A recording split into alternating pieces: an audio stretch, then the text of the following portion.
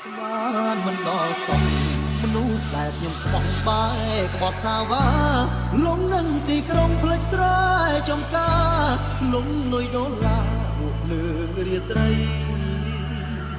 លេចនាងធေါ်ស្រែដែលបងធ្លាប់តែជួរឲ្យស្រីឃើញគោច្រឡំក្របីមិនស្មានស្រីមកវិញម្លឹងអូងពួតត្រាប់ពី